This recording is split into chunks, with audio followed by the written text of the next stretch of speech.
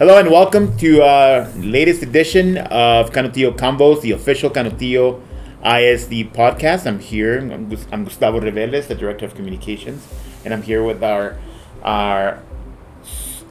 fearless leader. I got in trouble for not saying that last time. You didn't get in trouble. Our Superintendent of Schools, Dr. Pedro Galaviz. There's a lot of fear.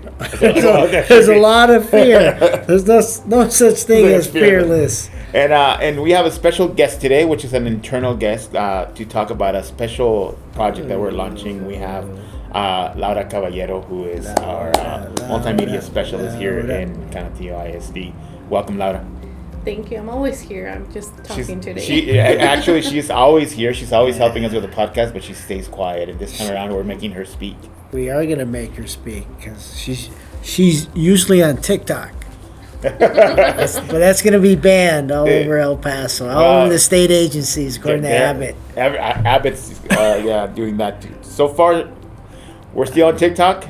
We have plans actually of launching a TikTok for Canutillo ISD so that kids can see it. But we'll make sure to keep everything safe. That's crazy. And everything going. But the reason Laura's here, Doc, is because Laura's been spearheading an effort to relaunch Galería Canutillo, which is the student gallery here in Central Office. This is a gallery that launched about 8 years ago.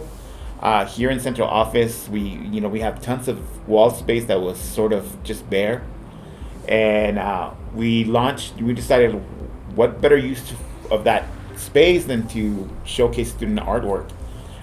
We had a successful launch back then, and for several different reasons, mainly the pandemic, we kind of like slowed down after a while.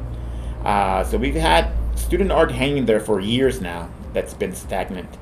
And with Laura's effort and with the help of our art teachers, we're relaunching the gallery. Awesome. Laura, congratulations. Thank you. Laura, tell us a little bit about RE-VIVE, which is the theme of this gallery. This new gallery. Yes, so this is a gallery. We have about 40 pieces, and there's 33 students being featured. And it's all Northwest students. Shout out to Miss Colley. She does a wonderful job with her students. And you're going to see a wide range of artwork, from portraits to line work to geometry, optical illusions. It's going to be it's a wide variety, but we've, arranged everything in a very beautiful and rhythmic place. So I think everyone's going to be able to enjoy it. So Miss Colley's a teacher at Northwest. Yes. Right. And who was with a math teacher. She was a math teacher at CHS and moved on to do art now at Northwest. That's crazy. She's a beautiful human being. Yes. Beautiful person. Yes, she's awesome. She's been great. I've been back in the district for about 6-7 months now, and right away she came in and posed the idea of displaying student artwork again. So we thought, why not revive this? That's why it's called RE-VIVE. This exhibition is called RE-VIVE because we're trying to revive this space for artwork, and what better way to do it than with student artwork, right? And I think that's what makes Northwest so special, because they have teachers that are involved. Yeah.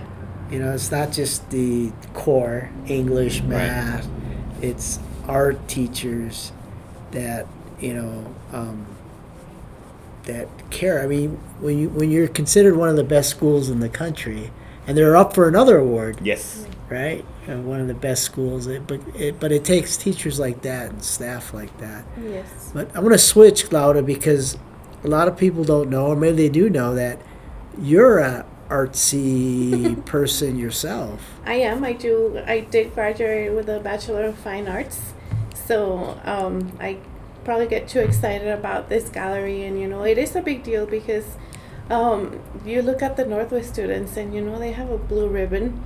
They're doing extraordinarily well academically, but they don't forget about the other aspects of going to school and having a well-rounded education.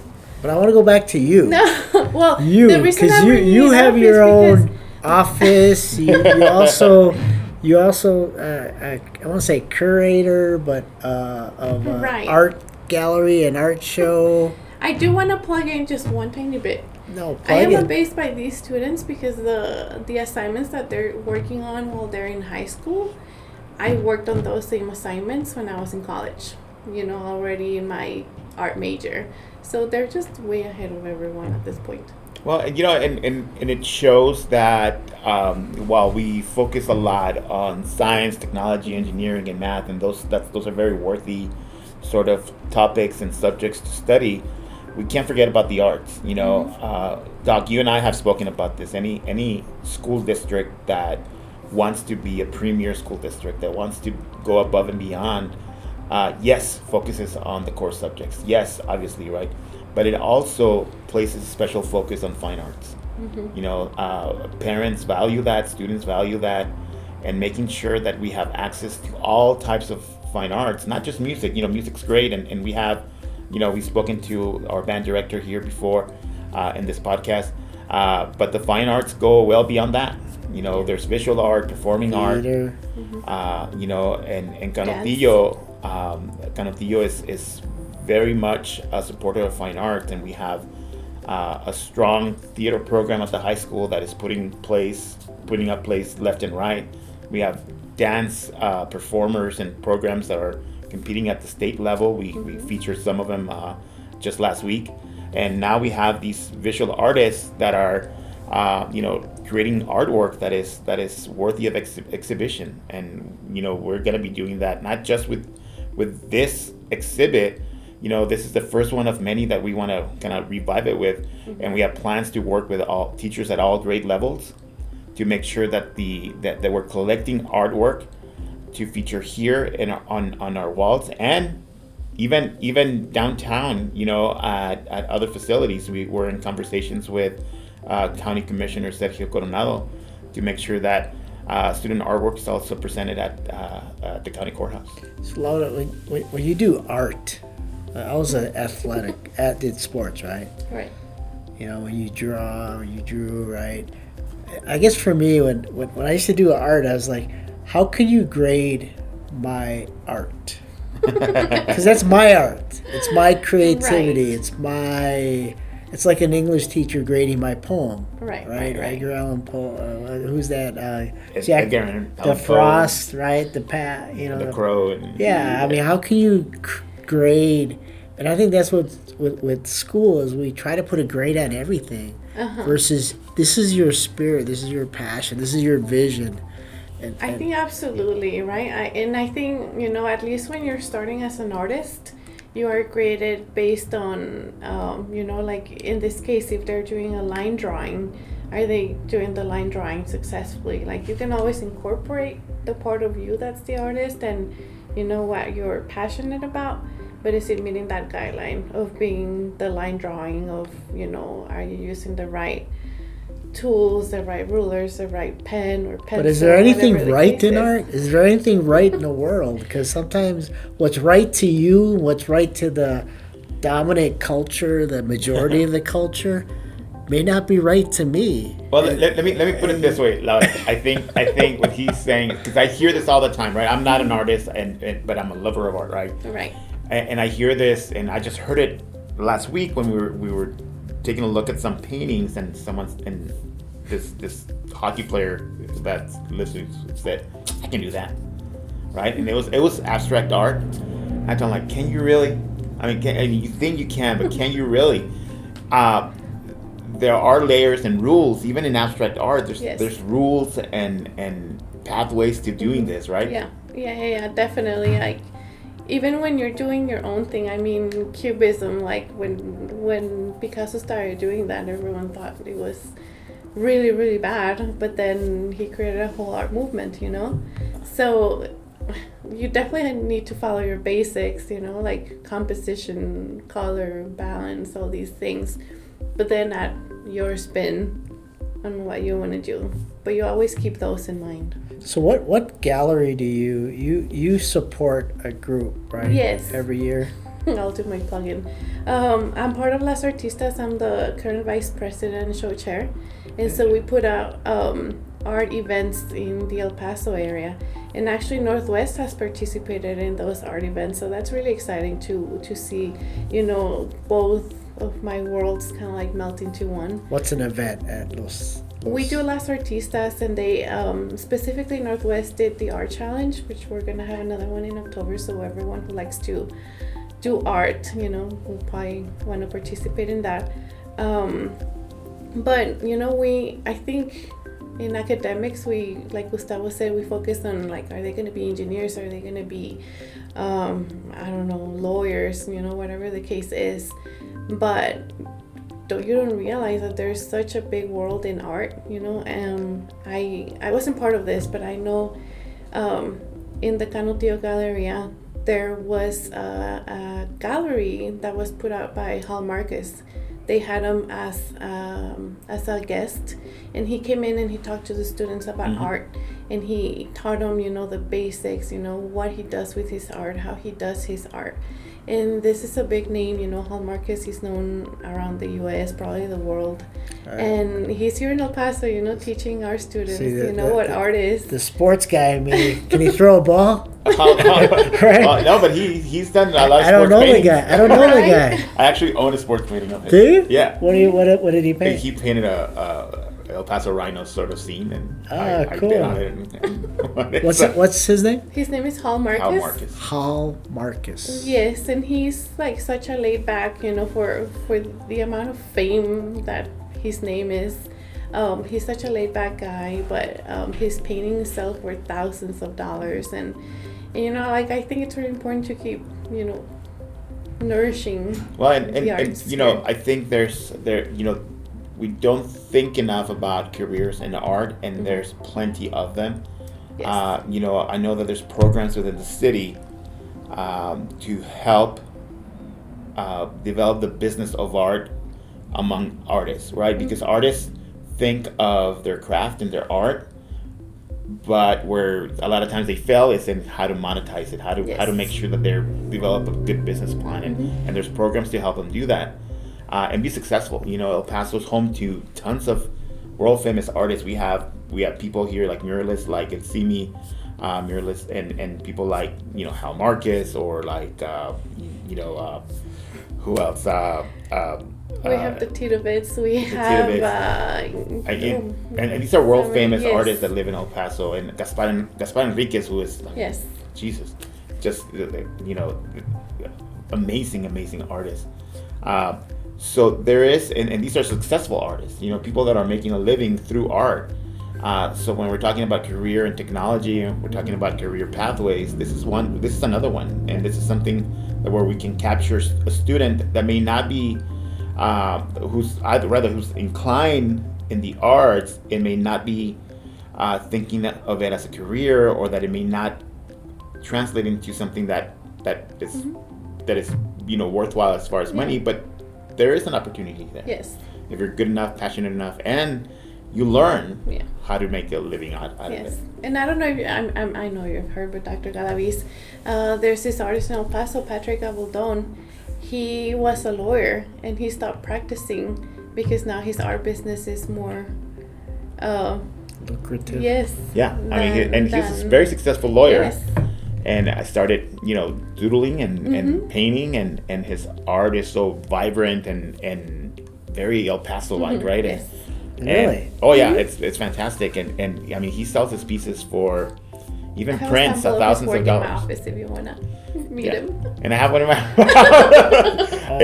It's I'm lucky enough to have gotten an early piece of his that I didn't have to pay thousands of dollars for it, but now his pieces sell for thousands of dollars, and he can do that. So to me, it's just about following their passion. Exactly. Right? Because an artist doesn't, and I'm thinking as an artist, you don't do it for the money, you do it for your heart, your passion. Yeah, you definitely have to do what makes your heart sing. Yeah. And if they're singing, and I'm thinking of, what's his name? Frida Kahlo, right. Diego Rivera. Now it hopefully it does come out about making money, but I think it's more about the passion of it. And I just love Yeah. sculpture.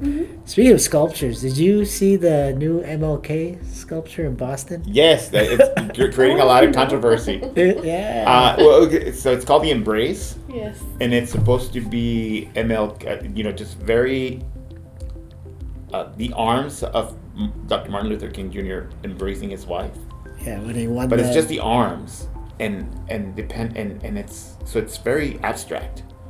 And people are just going to town on the internet with it. Yeah, I saw it yesterday, and I was like, Yeah. I saw all the comments, but but again, but that's that sculpture, and when you talk to the sculpture and what it's supposed to be and what it's not, but again, someone like me, who well, that's not MLK. Oh yeah, it is MLK. It's him hugging his wife when he won the Nobel Peace Prize in 1964. So. That's cool. Yeah, That's crazy. we want to invite the public to come and check it out. We're gonna have a gallery opening on this upcoming Thursday, Thursday the 26th at 5:30. 5:30 p.m. 5:30. So the artists will be here. We're gonna have punch and cookies, kind of like want to make sure that they feel like this is an opening of a gallery. Yeah, like a violin play. You know what? Like That's good. That's a good idea. Maybe for the next one. Violin, right? Maybe we'll have a recording of a violin. I'll have background music. Yeah. Is it But tuxedo. you wear your tuxedo, sir. Your orange one. And we're gonna make sure that they feel appreciated.